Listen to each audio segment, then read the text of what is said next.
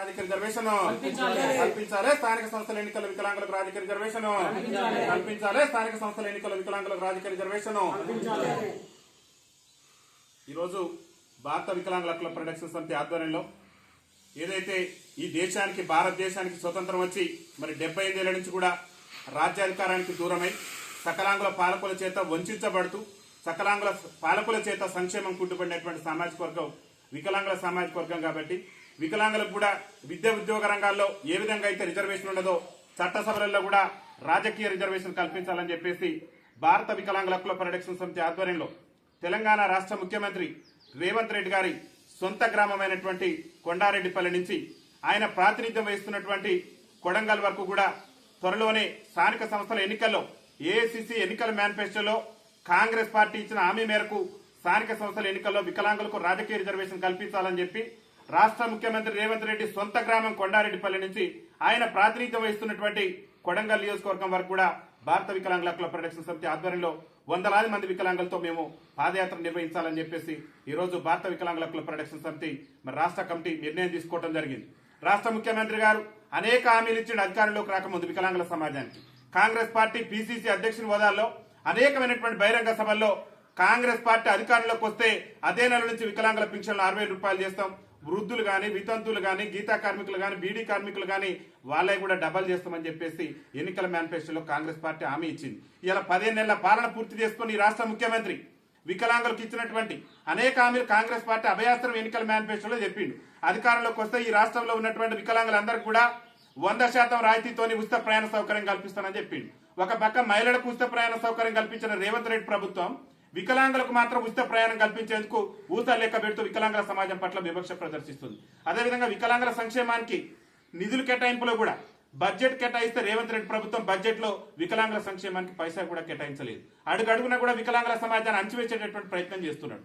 మా బాధలు చెప్పుకుందాం, మా వేదన చెప్పుకుందానని చెప్పేసి అసెంబ్లీ దగ్గరికి వెళ్లేందుకు అసెంబ్లీ ముట్టడి కార్యక్రమాలు చేస్తుంటే అక్రమ అరెస్టులు అక్రమ నిర్బంధాలు చేస్తూ ప్రజాస్వామ్యాన్ని మొత్తం కూడా రేవంత్ రెడ్డి ప్రభుత్వం కూనీ చేస్తుంది. ఈ కూనీ చేస్తున్న ముఖ్యమంత్రి కనువిప్పు కలగాలంటే ఆయన సొంత గ్రామం ఆయన ఇంటి నుంచే ప్రారంభిస్తాం. ఆయన ఇంటి నుంచే మా యొక్క బాధను మా యొక్క వేదనను ఈ రాష్ట్ర ముఖ్యమంత్రికి తెలియజేయడమే లక్ష్యంగా ముఖ్యంగా రాబోయేటటువంటి స్థానిక సంస్థల ఎన్నికల్లో ఒక పక్క బీసీల రిజర్వేషన్ సంబంధించి బీసీలకు 42% రిజర్వేషన్ కల్పించేందుకు రేవంత్ రెడ్డి ప్రభుత్వం అన్ని ఏర్పాట్లు కూడా చేస్తున్నది. దాన్ని మేము కూడా స్వాగతిస్తున్నాం. కానీ అట్టడుగు నుండి ఈ సమాజంలో దుర్భర జీవితాలు గడుపుతూ మరి బతుకు జీవుడు అంటూ కాలం వెళ్లదీస్తూ ఏండ్ల తరబడి కూడా రాజ్యాధికారానికి దూరమైనటువంటి సామాజిక వర్గం మా వికలాంగుల సామాజిక వర్గం. కాబట్టి మా వర్గానికి కూడా స్థానిక సంస్థల ఎన్నికల్లో రిజర్వేషన్ కల్పించేంత వరకు కూడా రేవంత్ రెడ్డి ప్రభుత్వం మీద రాజీ లేని పోరాటం కొనసాగిస్తాం. ఆ పోరాట క్రమంలో భాగంగానే రేవంత్ రెడ్డి సొంత గ్రామం నుంచి కొడంగల్ వరకు కూడా పెద్ద ఎత్తున మా యొక్క పాదయాత్ర ఉండబోతుందని చెప్పేసి ఈ సందర్భంగా తెలియజేస్తున్నాం. పాదయాత్రతోనే మా యొక్క ఆందోళన విరమించుకునేటటువంటి ప్రసక్తి ఉండదు.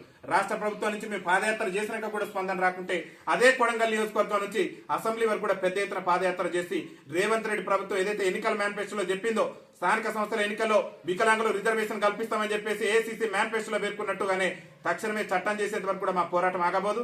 అదేవిధంగా రేవంత్ రెడ్డి గారే చెప్పిండు పిసిసి అధ్యక్షుని హోదాలో మేము 6,000 రూపాయలు చేస్తానని చెప్పేసి 6,000 రూపాయలు ఇచ్చేంత వరకు కూడా రేవంత్ రెడ్డి ప్రభుత్వం వదిలిపెట్టాం. అదేవిధంగా ఇలా మా వికలాంగుల సమాజం తెలంగాణ రాష్ట్రం వస్తే మా బతుకులు బాగుపడితే మాకు విద్యా ఉద్యోగ అవకాశాలు వస్తాయని చెప్పేసి నాడు జరిగిన తెలంగాణ రాష్ట్ర ఉద్యమంలో కూడా మా వికలాంగుల సమాజం మరి ముందుండి పోరాటం చేస్తే మరి ఈ రోజు అధికారంలోకి వచ్చి తెలంగాణ రాష్ట్రం ఏర్పడినాక ఆనాడున్న ముఖ్యమంత్రి ఇప్పుడున్నటువంటి ముఖ్యమంత్రి కూడా వికలాంగుల బ్యాక్లాగ్ ఉద్యోగాలను భర్తీ చేయకుండా వికలాంగుల సమాజాన్ని ఇలా రోడ్ల మీద పీజీలు పిహెచ్డీలు చేసి ఉద్యోగ ఉపాధి అవకాశాల కోసం రోడ్ల మీద మేము తిరిగేటటువంటి పరిస్థితి దాపరించింది. కాబట్టి ఎన్నికల మేనిఫెస్టోలో మీ కాంగ్రెస్ పార్టీ చెప్పింది మేము అధికారంలోకి వస్తే వికలాంగుల బ్యాక్లాగ్ ఉద్యోగాలన్నీ భర్తీ చేస్తామని చెప్పేసి ఆ భర్తీ చేస్తున్నటువంటి ఉద్యోగాల సంబంధించి నోటిఫికేషన్ కూడా విడుదల చేయాలని చెప్పేసి రేవంత్ రెడ్డి గారిని కోరుతున్నాం. అదొక్కటే కాదు, వికలాంగుల సంక్షేమ శాఖను మా పార్టీ అధికారంలోకి వస్తే ప్రత్యేక శాఖగా దాన్ని గుర్తించి వికలాంగుల సంక్షేమానికి పాటుపడతాం, వికలాంగుల అభివృద్ధి కోసం మేము పాటుపడతామని చెప్పారు. మరి నేటి వరకు కూడా రాష్ట్ర ముఖ్యమంత్రిగా పగ్గాలు చేపట్టి 15 నెలలు గడుస్తుంది. వికలాంగుల సంక్షేమ శాఖను మహిళా శిశు సంక్షేమ శాఖ నుంచి వేరు చేయడానికి ఈ రాష్ట్ర ముఖ్యమంత్రికి ఎంత సమయం కావాలి? గంట సేపు రాష్ట్ర ముఖ్యమంత్రి కూర్చొని నిర్ణయం తీసుకుంటే 10 నిమిషాలలో దానికి జీవం వచ్చేటటువంటి అవకాశం ఉన్నది, మా బతుకులు బాగుపడేటటువంటి అవకాశం ఉంటుంది. ఇవాళ మీరు మహిళా శిశు సంక్షేమ శాఖలో వికలాంగుల సంక్షేమ శాఖ ఉండటం వల్ల మా బాధలు చెప్పుకునేందుకు మా వేదన చెప్పుకునేందుకు ఉన్నతాధికారులు కూడా కలిసేటటువంటి పరిస్థితి లేని దౌర్భాగ్యం దాపరించింది. కాబట్టి తక్షణమే వికలాంగుల సంక్షేమ శాఖను ప్రత్యేక శాఖ కొనసాగించాలి. దాంతో పాటు మింగోరేది కూడా రాజ్యాధికారంలో మా వాటా అడుగుతున్నాం. ఇవాళ బీసీలు రాజ్యాధికారం కావాలంటారు, ఎస్సీ ఎస్టీలు ఇంకా మా రిజర్వేషన్ పెంచమని కొట్లాడుతున్నారు. కానీ ఈ దేశంలో అనగారినటువంటి సామాజిక వర్గం అట్టడుగునున్నటువంటి వర్గం, రాజ్యాధికారానికి దూరమైనటువంటి వర్గం వికలాంగుల సామాజిక వర్గం. కాబట్టి మాకు కూడా రాజ్యాధికారంలో వాటా కల్పించాలనేటువంటి డిమాండ్తో మేము పెద్ద ఎత్తున ఉద్యమం చేయబోతున్నాం. కాబట్టి ముఖ్యమంత్రి గారు మా యొక్క నిరసనలు చూసి, మా యొక్క ఆందోళన చూసి, ఈ పాదయాత్ర కంటే ముందే స్పందిస్తే ఏ బాధ లేదు, కానీ పాదయాత్ర తర్వాత స్పందిస్తే మాత్రం పెద్ద ఎత్తున రాష్ట్రంలో మా యొక్క ఉద్యమ కార్యాచరణ ఉంటుంది. రాష్ట్ర వ్యాప్తంగా కూడా ఉద్యమాన్ని ఉధృతం చేసి ఎమ్మెల్యేలను, మంత్రులను అందరినీ కూడా ప్రతిఘటించైనా సరే రాజ్యాధికారం సాధించుకునే దిశగా మా భారత వికలాంగుల హక్కుల పరిరక్షణ సమితి ఉద్యమ కార్యాచరణ తీసుకుంటుందని చెప్పేసి ఈ సందర్భంగా తెలియజేస్తూ, సంఘం శ్రేణులకు కూడా అన్ని జిల్లా శ్రేణులకు, అన్ని జిల్లా నాయకత్వాలకు, రాష్ట్ర నాయకత్వాలకు కూడా మేము ఒకటే చేతులు జోడించి విజ్ఞప్తి చేసేది, ఏదైతే జరగబోయేటటువంటి పాదయాత్ర ఉందో రాష్ట్ర ప్రభుత్వానికి, రాష్ట్రంలో ఉన్న రాజకీయ పార్టీలకు కనువిప్పు కలిగించే విధంగా మన పాదయాత్రను విజయవంతం చేసేందుకు పోలీసు నిర్బంధాలు కూడా పెడతాడు రేవంత్ రెడ్డి గారు. ఎందుకంటే అసెంబ్లీకి పోతుంటేనే అక్రమ అరెస్టులు చేస్తున్నాడు. ఇక పాదయాత్ర చేస్తున్నాడు, ఆయన సొంత గ్రామం నుంచి అంటే ముందే అరెస్టు చేసి జైలు పెట్టేటటువంటి పరిస్థితి ఉంటుంది. ఇలా వికలాంగులకు ఉద్యమాలు చేసేటటువంటి స్వేచ్ఛ కూడా తెలంగాణ రాష్ట్రంలో లేకుండా పోయింది. రేవంత్ రెడ్డి అక్రమ అరెస్టులు, అక్రమ నిర్బంధాలు అన్నింటి కూడా ప్రతిఘటించి మనం యొక్క కొండారెడ్డిపల్లి నుంచి కొడంగల్ వరకు పాదయాత్ర చేద్దామని చెప్పేసి శ్రేణులందరూ కూడా నేను పిలుపునిస్తూ వికలాంగుల ఐక్యత, వికలాంగుల ఐక్యత.